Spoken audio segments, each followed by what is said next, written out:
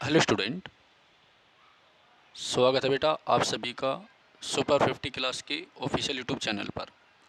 प्यारे बच्चों, आज हम एसएससी एमटीएस 2023 में जो पेपर हुआ था एमटीएस का तीसरी शिफ्ट सेट नंबर 27 को देखेंगे। ठीक है, ये आपके ओरिजिनल क्वेश्चन है जो 2023 में एसएससी एमटीएस के जो पेपर हुए थे कंप्लीट शिफ्ट के। ठीक है, इसमें हम टोटल 57 शिफ्ट है और इससे पहले हमारी 26 शिफ्ट के क्वेश्चन पेपर मैंने जो आपको करा रखे हैं, तो ये काफ़ी इंपॉर्टेंट है एमटीएस के लिए। ठीक है, तो चलिए शुरू करते हैं। एक बार सभी छात्र जो चैनल पर नए हैं प्लीज़ उस चैनल को सब्सक्राइब करें, बेल आइकन भी दबाइए। ठीक है, तो बेटा क्वेश्चन नंबर पहला है हमारा, गौतम बुद्ध को गौतम बुद्ध को बोध गया में एक पीपल के वृक्ष के नीचे ज्ञान प्राप्त हुई थी। गौतम बुद्ध को बोध गया में एक पीपल के वृक्ष के नीचे ज्ञान प्राप्त हुई थी। ठीक है, याद रखना। इसके बाद दूसरा क्वेश्चन है, वह कौन सी पहली प्राचीन भारतीय सभ्यता थी वह कौन सी प्राचीन भारतीय सभ्यता थी जिसमें व्यवस्थित नगर नियोजन और भूमिगत जल निकास प्रणाली थी? तो वो आपकी सभ्यता थी सिंधु घाटी सभ्यता। ठीक है, तो सिंधु घाटी सभ्यता आपको पक्की करनी है बिकॉज सिंधु घाटी सभ्यता से क्वेश्चन एसएससी पूछ रही है। ठीक है, तो सिंधु घाटी सभ्यता जो है आपकी इम्पोर्टेंट है बेटा, ये भी आप याद रखना। ठीक है, तीसरा क्वेश्चन है शिफ्ट नंबर 27 का, प्रधानमंत्री कौशल विकास योजना PMKVY प्रधानमंत्री कौशल विकास योजना किस वर्ष शुरू की गई थी? 2015 में। तो प्रधानमंत्री कौशल विकास योजना जो है 2015 में स्टार्ट हुई थी, ये आप याद रखना। ठीक है, भारतीय दंड संहिता की धारा 377 भारतीय दंड संहिता की धारा 377 क्या परिभाषित करती है? ये अप्राकृतिक अपराधों को गैरकानूनी घोषित करती है। ठीक है, जो धारा 377 है वो अप्राकृतिक अपराधों को गैरकानूनी घोषित करती है। ठीक है, याद रखना, बहुत इम्पोर्टेंट है। छऊ नृत्य युद्ध परंपराओं, मंदिर अनुष्ठानों आदि का मिश्रण है। छऊ नृत्य जो है छऊ, ये मंदिर अनुष्ठानों आदि का मिश्रण है। यह भारत के किस क्षेत्र में किया जाता है? पूर्वी क्षेत्रों में। ठीक है, और अगर आपसे पार्टिकुलर राज्य पूछे छऊ का तो वो है आपका झारखंड। ठीक है, क्या है? झारखंड। याद रखना, बहुत इंपॉर्टेंट है। तो छऊ नृत्य जो है आपका झारखंड से संबंधित है, ये आप याद रखना। ठीक है, छत्रपति शिवाजी महाराज टर्मिनल को पहले विक्टोरियल टर्मिनल स्टेशन के नाम से जानते थे। किस नाम से जानते थे? विक्टोरिया टर्मिनल स्टेशन के नाम से जानते थे। चलिए, ये जो है ना, छत्रपति शिवाजी महाराज टर्मिनल को पहले विक्टोरिया टर्मिनल स्टेशन के नाम से जानते हैं। ठीक है, चलो आगे चलते हैं। निम्नलिखित में से कौन सा तत्व हैलोजन समूह के अंतर्गत नहीं आता है? देखो, नहीं पूछा, नहीं आता है तो आपका हीलियम गैस है। ठीक है, हीलियम गैस है। और आपको पता है हमारे जो वायुयान होते हैं ना, उसमें भी हीलियम गैस भरी जाती है बेटा। ठीक है, याद रखना, जो हमारे वायुयान जो होते हैं एरोप्लेन, उनके जो टायर होते हैं उसमें भी हीलियम गैस भरी जाती है क्योंकि हीलियम गैस गर्म और हल्की होती है। ठीक है, याद रखना। आठवां क्वेश्चन है, प्रसिद्ध नेला पट्टू पक्षी अभ्यारण्य किस राज्य में है? तो बेटा आंध्र प्रदेश में है। कहाँ पर है? आंध्र प्रदेश में है। ठीक है, याद रखना। प्रसिद्ध नीला पट्टू पक्षी अभ्यारण्य किस राज्य में है बेटा? तो आंध्र प्रदेश में। किस राज्य में है? आंध्र प्रदेश में, याद रखना। ठीक है, कारक अदायगी के समस्त मूल्यों को मापने वाली सकल घरेलू उत्पाद जीडीपी के मूल्यांकन पद्धति को क्या कहा जाता है बेटा? आय विधि कहा जाता है। क्या कहा जाता है? आय विधि कहा जाता है। ठीक है, 10वां है, निम्नलिखित में से किस शख्सियत का संबंध अलीगढ़ आंदोलन से है? तो सर सैयद अहमद खां। मैंने आपको बताया था कि जब भी कुछ भी बात हो, कोई भी आंदोलन हो, कोई भी शिक्षा से संबंधित काम हो और अलीगढ़ का नाम आता है तो उसमें सीधा का सीधा जो कनेक्शन होगा वो सर सैयद अहमद खां का होगा। क्योंकि जो सर सैयद अहमद खां था, इसने AMU की स्थापना, है ना, अलीगढ़ मुस्लिम विश्वविद्यालय, जिसे पहले Anglo oriental college, Aligarh Anglo oriental college के नाम से जाना जाता था, 1875 में की थी, याद रखना। ठीक है, बाद में ये AMU बन गया था, अलीगढ़ मुस्लिम विश्वविद्यालय बन गया था। ठीक है, याद रखना। चलो अगला क्वेश्चन है बेटा 11वां, बजट 2022 में की गई घोषणा के मुताबिक बाल स्वास्थ्य में सुधार के लिए 2 लाख आंगनवाड़ियों को बेहतर बनाया जाएगा। ठीक है, 2 लाख जो आंगनवाड़ियाँ हैं आंगनवाड़ी वाली है उन्हें क्या बनाया जाएगा, बेहतर बनाया जाएगा। और बेटा याद रखना, एक बार आप क्लास को लाइक कर दीजिए, देखो आप कोई भी लाइक नहीं करता बिल्कुल भी, ठीक है ना। और चैनल को सब्सक्राइब कर दीजिए, क्लास को लाइक कर दीजिए, चैनल को सब्सक्राइब कर दीजिए, ठीक है। आपके फ़ायदे की है ये। SSC MTS 2024 का जो 30 दिसंबर से पेपर शुरू है बेटा, उसके लिए इम्पोर्टेंट है, ठीक है। चलिए, तो बजट 2022 में की गई घोषणा के मुताबिक बाल स्वास्थ्य सुधार के लिए 2 लाख जो आंगनवाड़ी है उनको बेहतर बनाया जाएगा। वाइड एंगल निम्नलिखित में से किस खिलाड़ी की आत्मकथा है बेटा, अनिल कुंबले की। वाइड एंगल किसकी आत्मकथा है बेटा, अनिल कुंबले की है, याद रखना। वाइड एंगल जो है अनिल कुंबले की आत्मकथा बेटा, याद रखना, ठीक है। नेक्स्ट क्वेश्चन है 2011 की भारतीय जनगणना को भारत की आज़ादी के बाद 2011 की जनगणना को भारत की आज़ादी के बाद खालिस्तान जनगणना अभियान कहा जाता है। ये काफ़ी अच्छा क्वेश्चन है, ठीक है।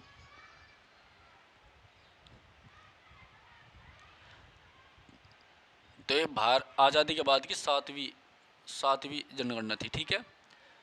उसके बाद 14 क्वेश्चन है हमारा, विशाखापट्टनम सबसे गहरा भू परिवेष्टित यानी लैंड लॉक्ड और पूरी तरह से संरक्षित बंदरगाह है। जो विशाखापट्टनम है ये एक बंदरगाह है और ये भारत का सबसे गहरा बंदरगाह है, ठीक है। लैंड लॉक्ड है और पूरी तरह से संरक्षित बंदरगाह है, याद रखिए, बहुत इंपॉर्टेंट है। इसको शॉर्टकट में वाईजैक बोलते हैं। 15, शोभना नारायण एक प्रसिद्ध कथक नृत्यांगना, वेरी इंपॉर्टेंट है शोभना नारायण, ठीक है। शोभना नारायण कौन है, एक प्रसिद्ध कथक नृत्यांगना है। तो शोभना नारायण जो है एक प्रसिद्ध कथक नृत्यांगना है बेटा, याद रखना। दिल्ली में 1929 के असेंबली बम कांड के मुख्य आरोपी कौन थे, भगत सिंह और बटुकेश्वर दत्त। कौन थे बेटा, भगत सिंह और बटुकेश्वर दत्त थे। दिल्ली में 1929 के जो असेंबली बम कांड हुआ था उसके मुख्य आरोपी कौन थे, भगत सिंह और बटुकेश्वर दत्त थे। दिल्ली में 1929 में असेंबली बम कांड के मुख्य आरोपी कौन थे बेटा, भगत सिंह और बटुकेश्वर दत्त थे, ठीक है, याद रखना। नेक्स्ट 17वां क्वेश्चन है, 1 मार्च 2023 तक निम्नलिखित में से कौन सा देश आसियान का हिस्सा नहीं था। तो श्रीलंका नहीं था। श्रीलंका आसियान का हिस्सा नहीं है, श्रीलंका आसियान का हिस्सा नहीं है, ठीक है, याद रखियो, बहुत इंपॉर्टेंट है ये। आसियान को हिंदी में दक्षिण बोलते हैं। इसका हेड ऑफिस कहाँ पर है, काठमांडू में। हेड ऑफिस कहाँ पर है बेटा, काठमांडू में, याद रखियो, काठमांडू में, याद रखियो, ओके। चलिए नेक्स्ट 18वां, महानदी का उद्गम छत्तीसगढ़ से होता है। चलिए, जो हमारी महानदी है इसका उद्गम कहाँ से होता है, छत्तीसगढ़ की उच्च भूमि से होता है। और महानदी पर आपका कौन सा डैम है, हीराकुंड डैम होगा, ये कहाँ पर है, ये उड़ीसा में है, ठीक है। कंदारिया महादेव मंदिर का निर्माण 999 ईस्वी में चंदेल वंश के राजाओं ने करवाया था। किसने करवाया था बेटा, चंदेल वंश के जो राजा थे जिसका नाम था भंगदेव, उसने करवाया था, ठीक है। क्वेश्चन नंबर 19 है, कंदारिया महादेव मंदिर का निर्माण 999 ईस्वी में चंदेल वंश के राजा भंगदेव ने करवाया था। किसने करवाया था बेटा, भंगदेव ने, ठीक है। वैसे थोड़ा टाइपिंग मिस्टेक है, इसका नाम धंगदेव है, धंगदेव, याद रखियो, धंगदेव ने करवाया था, ठीक है। 20वां, तूकारोई का युद्ध। तूकारोई का युद्ध जिसमें अकबर ने बंगाल और बिहार की सल्तनत को हराया था, कब लड़ा गया था, 1575 में। तो तूकारोई का युद्ध जो है अकबर ने इसमें बंगाल और बिहार की सल्तनत को हराया था, तो ये 1575 में लड़ा गया था तूकारोई का युद्ध, ठीक है भाई। ये क्वेश्चन तो मैंने पहली बार सुना। वायुमंडल की निम्नलिखित परतों में से किसका अर्थ मिश्रण का क्षेत्र होता है, क्षोभ मंडल का। किसको होता है बेटा, क्षोभ मंडल का। सभी प्यारे बच्चे एक बार क्लास को लाइक कर दीजिए, कमेंट करके आप क्लास का फीडबैक जरूर दीजिएगा, ठीक है। सभी लाइक करें और जो छात्र चैनल पर नए हैं वो सब्सक्राइब करें, ठीक है। क्वेश्चन नंबर 22 है, निम्नलिखित में से किस टीम ने अंतर्राष्ट्रीय क्रिकेट परिषद ICC का पुरुष T20 विश्व कप 2021 जीता, ऑस्ट्रेलिया ने। चलो इसको छोड़ दो। 23वां क्वेश्चन है बेटा, भारत में महापाषाण कब्रें बनाने की प्रथा लगभग 300 साल पहले शुरू हुई थी। भारत में महापाषाण कब्रें बनाने की जो प्रथा थी वो लगभग 300 साल पहले शुरू हुई थी। भारत में महापाषाण कब्रें बनाने की प्रथा 3000 साल पहले शुरू हुई थी, भैया याद रखियो, ठीक है। भारत में महापाषाण मतलब महा का मतलब बड़े, पाषाण मतलब पत्थर। जब बड़े बड़े पत्थरों को रख करके कब्रें बनाई जाती थी, तो ये जो आपकी प्रथा थी ये 3000 साल पहले शुरू हुई थी, याद रखियो। क्वेश्चन नंबर 24वां, भारत में किस धार्मिक समूह के लोग नवरोज उत्सव मनाते हैं। तो नवरोज तो उत्सव मनाया जाता है, ये पारसी यानी ईरानी लोग मनाते हैं बेटा। कौन मनाते हैं, ईरानी लोग, ठीक है। अब बात आती है कि जो नवरोज़ उत्सव है इसकी शुरुआत किसने की थी, तो इसकी शुरुआत आपकी बलबन ने की थी। ठीक है। कौन एक प्रसिद्ध सरोद वादक है, तो जरीन शर्मा एक प्रसिद्ध सरोद वादक है। कौन है बेटा, जरीन शर्मा है। तो जरीन शर्मा एक प्रसिद्ध सरोद वादक है, याद रखना। ठीक है। चलिए अब हम देखेंगे सेट नंबर 28।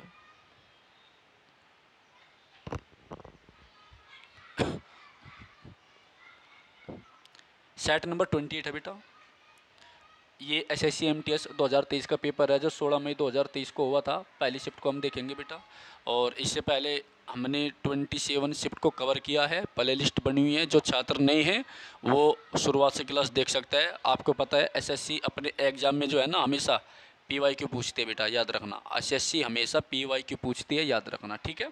चलिए, और इसके बाद में जो हम सीरीज शुरू करेंगे ना वो एसएससी जीडी की करेंगे बेटा। किसकी करेंगे, एसएससी जीडी की।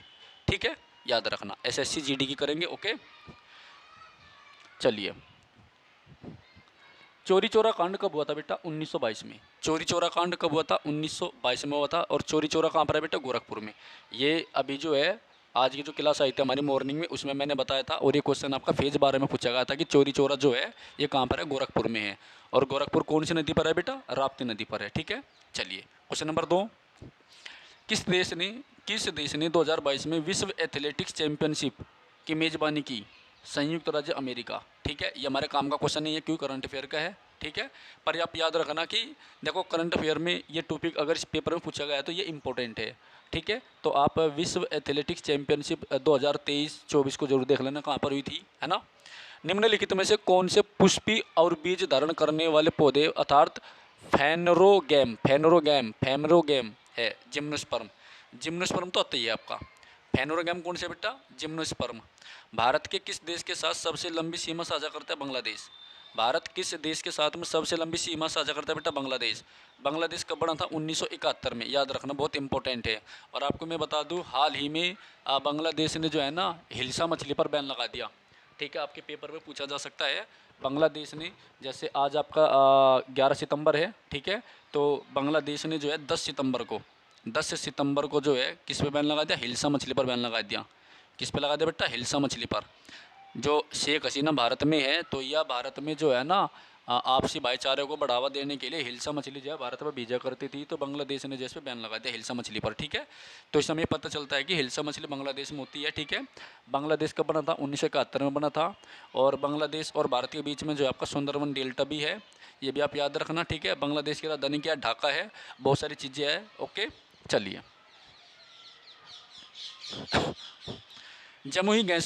जमी हुई गैसों चट्टान और धूल के ब्रह्मांडीय हिमगोले कॉस्मिक स्नोफॉल जो सूर्य की परिक्रमा करते क्या कहलाते हैं, धूमकेतु कहलाते हैं। क्या कहलाते हैं, धूमकेतु। ठीक है, याद रखना, अंग्रेजी में कॉमेट्स बोलते हैं। तो जो धूमकेतु होते हैं ये जमी हुई गैसों, चट्टानों और धूल के बहुत मोटे मोटे गोले होते हैं जो सूर्य की परिक्रमा करते रहते हैं, इनको हम क्या बोलते हैं, धूमकेतु बोलते हैं। छठा क्वेश्चन, भारत में जनगणना अधिनियम 1948 के प्रावधानों के तहत जनगणना की जाती है। भारत में जो जनगणना की जाती है वो जनगणना अधिनियम 1948 के तहत की जाती है। तो जनगणना काफ़ी इंपॉर्टेंट है। ओके। चलिए,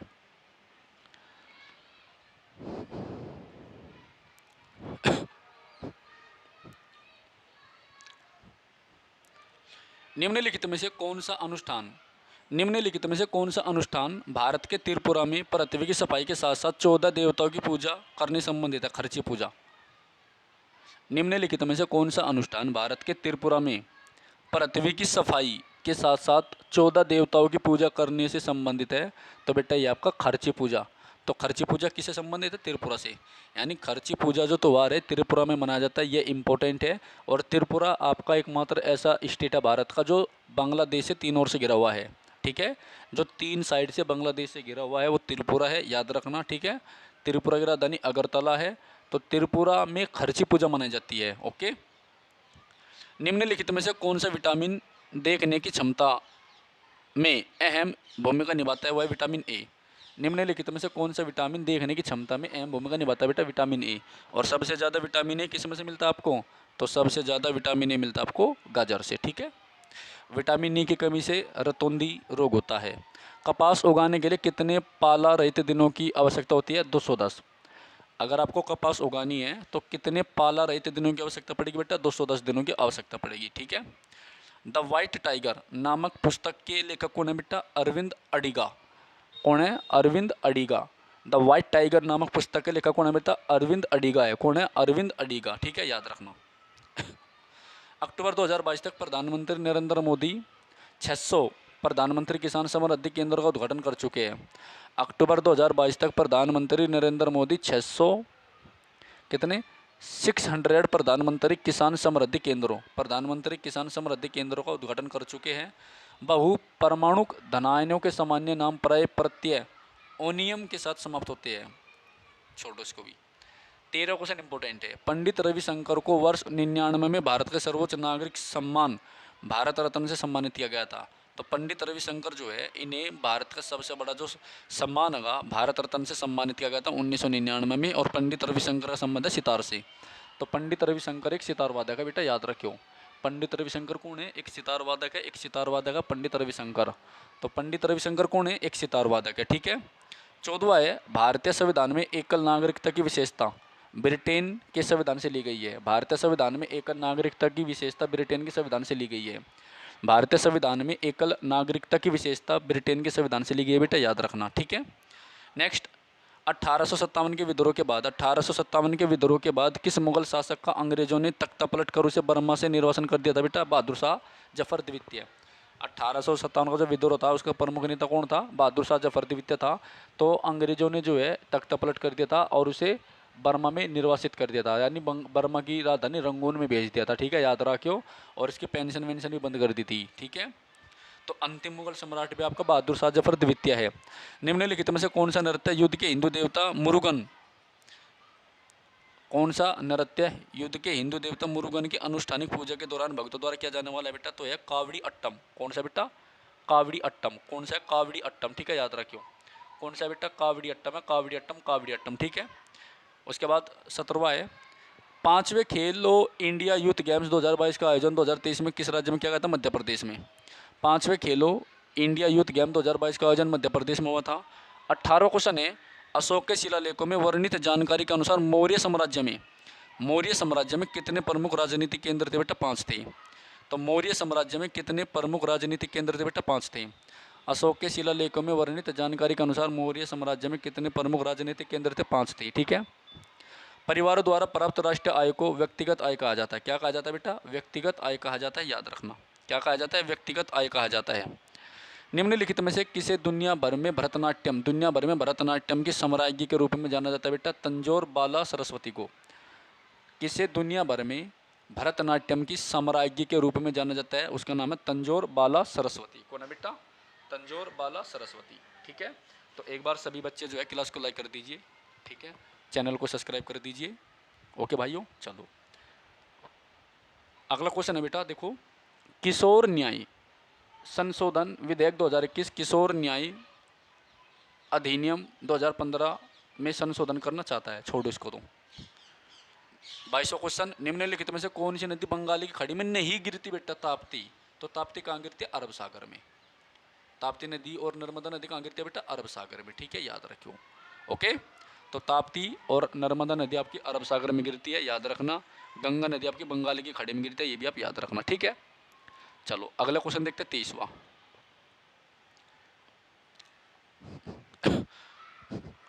निम्नलिखित में से कौन सा प्रसिद्ध मंदिर असम में स्थित है बेटा? माँ कामाख्या मंदिर। ये कामाख्या मंदिर है ना, ये स्टैटिक जीएस का, ये बहुत इंपॉर्टेंट है। तो कौन सा प्रसिद्ध मंदिर असम में स्थित है बेटा? देवी कामाख्या मंदिर है। और इसी में ही आपका जो है हाँ एक मेला लगता है, अम्बुबाची मेला। कौन सा मेला लगता है बेटा? अम्बुबाची मेला। अम्बुबाची मेला, याद रखना। जो अम्बुबाची मेला है ना, जून से जुलाई के महीने में देवी कामाख्या का जो मंदिर है ना, ठीक है, देवी कामाख्या सती है। तो सती का जो पीरियड का टाइम होता है, ठीक, जो लड़की का पीरियड का टाइम होता है ना, मासिक धर्म का जो टाइम होता है, तो सती का ये रूप है यहाँ पर। ठीक है। तो जब मतलब इसमें से खून बहता हुआ है दिखाई देवे ओरिजिनल हकीकत में ही, तो इसकी बहुत मान्यता है, बहुत सेलिब्रिटीज यहाँ पर जाते हैं। अगर आपको भी इसके बारे में जानकारी लेनी है तो आप यूट्यूब से ले सकते हैं, देवी कामाख्या मंदिर के फैक्ट। ठीक है। तो आपको वहाँ पर जो है जैसे मतलब जब आपको खून बहता हुआ दिखाई देगा, ठीक है ना, पर आज लोग का ये नहीं पता लगा खून आवा कहाँ से। तो बहुत प्रसिद्ध है, बहुत इम्पोर्टेंट है। देवी सती का ये मंदिर हैगा और इसी मंदिर में आपका जो है नौचंद वो लगता है अम्बुबाची मेला। कौन सा मेला लगता है बेटा? अम्बुबाची मेला लगता है। कौन सा लगता है? अम्बुबाची मेला लगता है। ठीक है बेटा, ओके। 24वां क्वेश्चन है, भारत के राष्ट्रपति द्वारा अधिकतम 12 सदस्यों को राज्यसभा का सदस्य बनाने के लिए मनोनीत किया जाता है आर्टिकल 80 क्लोज 3 के द्वारा। ठीक है, तो भारत का राष्ट्रपति 12 व्यक्तियों को जो है राज्यसभा में नॉमिनेट कर सकता है आर्टिकल 80 क्लोज 3 के द्वारा। 25वां क्वेश्चन है, निम्नलिखित में से किस स्वतंत्रता सेनानी ने प्रसिद्ध नारा तुम मुझे खून दो मैं तुम्हें आज़ादी दूंगा दिया था? तो वो था भाई आपका सुभाष चंद्र बोस। कौन था? सुभाष चंद्र बोस। ठीक है, याद रखना। तो सुभाष चंद्र बोस ने जो है तुम मुझे खून दो मैं तुम्हें आज़ादी दूंगा दिया था। ठीक है, और 1939 में फॉरवर्ड ब्लॉक की स्थापना की थी बेटा। क्या की थी? 1939 में फॉरवर्ड ब्लॉक की स्थापना की थी। ठीक है, याद रखना। एक बार सभी भाई जो है क्लास को लाइक भी कर दो, चैनल को सब्सक्राइब कर दो। ठीक है, चलिए अगले सेट की ओर चलते हैं। अब 29 नंबर का सेट हम देखेंगे। अब 29 जो नंबर का सेट होगा 16 मई 2023 को पेपर होता है सेकंड शिफ्ट का SSC MTS का। ठीक है बेटा, सभी बालक, सभी छात्र, सभी भाई, सभी प्यारे लड्डू पेड़े जो है जो चैनल पे जुड़े हुए हैं बेटा, चैनल को सब्सक्राइब कर दीजिए और वीडियो को लाइक कर दीजिए। ठीक है, ओके। ये क्लास आपकी SSC MTS SSC GD SSC के ऑल एग्जाम के लिए इंपॉर्टेंट है। ऑल SSC एग्जाम के लिए इंपॉर्टेंट है।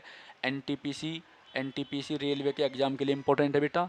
अभी 30 सितंबर से आपका MTS का पेपर है, तो मैं MTS की सीट करा रहा हूँ आपको कंप्लीट। ठीक है, उसके बाद आपको मैं कराऊंगा कौन से बोला? SSC GD की। ठीक है, इसके जस्ट बाद SSC GD की शिफ्ट शुरू हो जाएगी आपकी।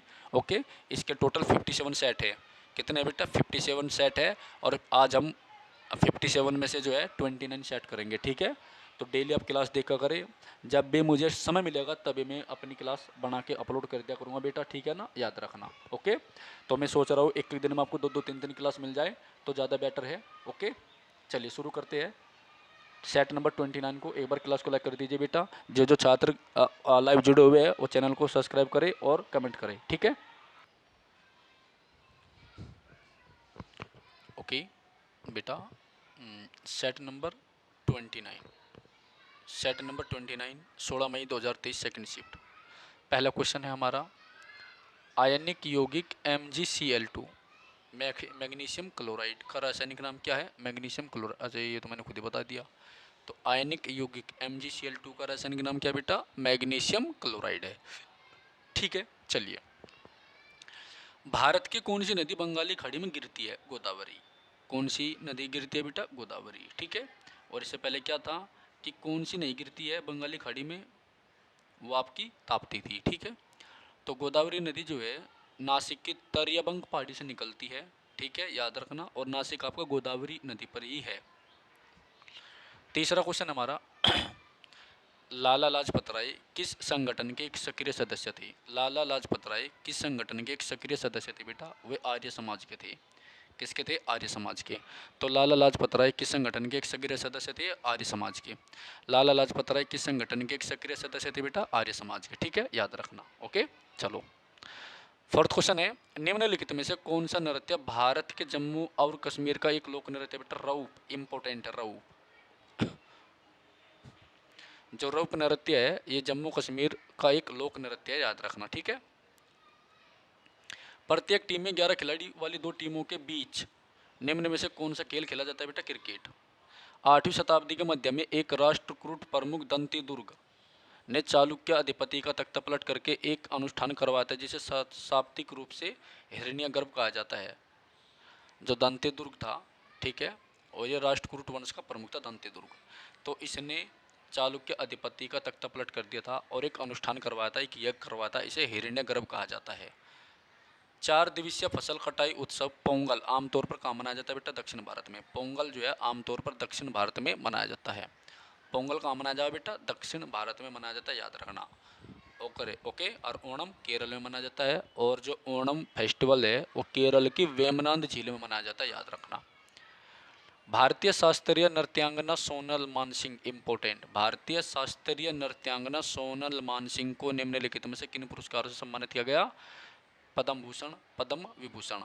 तो सोनल मानसिंह काफ़ी इंपॉर्टेंट है। सोनल सोनल सोनल मानसिंह को पद्म भूषण, पद्म विभूषण दोनों पुरस्कार दिए गए भाई। ठीक है, दंत कथाओं के संग्रह पंचतंत्र की कहानी किसने लिखी? विष्णु शर्मा ने। तो पंचतंत्र जो है इसके लेखक कौन है? विष्णु शर्मा है। 11 अगस्त 2022 तक राज्यसभा के सभापति कौन थे? जगदीप धनखड़ थे। ठीक है, चलिए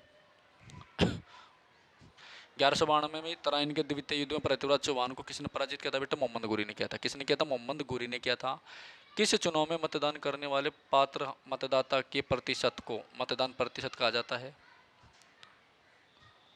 Tata iron and steel company, जिसको टिस्को कहा जाता है, 1912 में स्टील उत्पादन शुरू करा था। तो टिस्को ने जो है 1912 में अपना उत्पादन शुरू करा था। तो टिस्को जो है 1912 में अपना उत्पादन शुरू करना था। ठीक है टिस्को ने 1912 में अपना उत्पादन शुरू किया था बेटा, याद रखना। ठीक है, अगला है 14 क्वेश्चन। मीना अवसादी शैल के एक उदाहरण के बारे में चर्चा करती है। मीना अवसादी शैल के एक उदाहरण के बारे में चर्चा करती है। निम्न में से कौन हो सकता है? तो वह बेटा बलुआ पत्थर। कौन हो सकता है? बलुआ पत्थर। तो मीना अवसादी शैल के एक उदाहरण के बारे में चर्चा करते हैं, निम्नलिखित में से कौन हो सकता है? बलुआ पत्थर हो सकता है। कौन हो सकता है? बलुआ पत्थर। पद्मश्री पुरस्कार पाने वाली पहली भारतीय अभिनेत्री कौन थी? बेटा नरगिस दत्त। ये भी इंपॉर्टेंट है। पद्मश्री पुरस्कार पाने वाली पहली भारतीय कौन थी? अभिनेत्री नरगिस दत्त थी। ठीक है, ओके बेटा। निम्नलिखित में से कौन सा प्राणी जगत के फाइलम मेमोलिया का एक उदाहरण है? वो है चूहा। ठीक है, और चूहे काटने से कौन सी बीमारी हुए? तो वो होती है आपकी रेबीज। चूहे रेबीज नहीं, प्लेग। चूहे के काटने से प्लेग बीमारी होती है भाई। रेबीज तो कुत्ते काटने से और बंदर के। तो चूहे के काटने से कौन सी बीमारी हो बेटा? प्लेग। और फाइलम मेमेलिया वर्ग का कौन है? चूहा है। निम्नलिखित में से किस फसल को बंगाल का सुनहरा रेशा कहा जाता है? बेटा जूट को। बंगाल का सुनहरा रेशा किसे कहा जाता है? बेटा जूट को। किसे कहा जाता है? जूट को। ठीक है, याद रखना। नेक्स्ट, जैनों के अंतिम तीर्थंकर कौन थे? वर्धमान महावीर थे। भारत में हर 10 वर्ष के अंतराल पर जनगणना होती है। ठीक है, निम्नलिखित में से कौन से पर्यावरण कार्य अपशिष्ट का संचय नहीं है?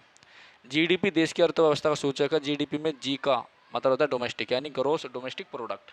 तो जीडीपी की फुल फॉर्म क्या होती है? Gross domestic product. क्या होती है बेटा? Gross domestic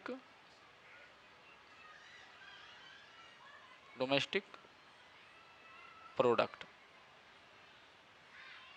okay, next, cricket में गेंद को मारने पर गेंद मैदान पर दौड़ती हुई निर्धारित सीमा के पार जाती है। यह है 4 रन बना, यह 4 रन के बराबर होता है। भारतीय संविधान में शासन के मंत्रिमंडलीय स्वरूप को यूनाइटेड किंगडम से लिया। बेटा कहाँ से लिया है? यूनाइटेड किंगडम से। तो भारतीय संविधान में शासन के मंत्रिमंडलीय स्वरूप को कहाँ से लिया? यूनाइटेड किंगडम से लिया बेटा। ठीक है, याद रखना। The rock cave temple of Ellora is the largest monolithic structure in the world. ठीक है, तो एलोरा का जो रॉक केव टेम्पल लगा, ये संसार की सबसे बड़ी मोनोलिथिक स्ट्रक्चर की, याद रखियो। और जो ये मंदिर है ये भगवान शिव को समर्पित है। ठीक है, और जो पूर्ण रूप से द्रविड़ शैली पर बना हुआ है। कौन सी शैली पर बना हुआ है? द्रविड़ शैली पर बना हुआ है बेटा। ठीक है, याद रखियो। आखिरी क्वेश्चन है, भारत सरकार के किस विभाग ने अप्रैल 2022 में वन हेल्थ पायलट प्रोजेक्ट शुरू किया? पशुपालन और डेयरी विभाग ने। ठीक है, तो आज बेटा हमने क्या करा? आज हमने जो है 29 सेट तक कवर किए हैं। ठीक है, अगली क्लास में हम सेट नंबर 30 को देखेंगे। ये एसएससी एमटीएस के लिए काफ़ी इंपॉर्टेंट क्वेश्चन है। ठीक है, और यदि आपका भी पेपर एसएससी एमटीएस है, जीडी का है, दिल्ली पुलिस का आप तैयारी कर रहे हैं, या रेलवे एनटीपीसी एएलपी टेक्नीशियन और डी ग्रुप की तैयारी कर रहे हैं, तो सभी के लिए ये क्वेश्चन इंपॉर्टेंट है, बिकॉज टीसीएस का पैटर्न सेम होता है। ओके, तो अगर आपको क्लास अच्छी लगी हो तो चैनल को सब्सक्राइब करें, वीडियो को लाइक जरूर करें बेटा, और कमेंट करके फीडबैक जरूर दीजिएगा। Okay, thank you.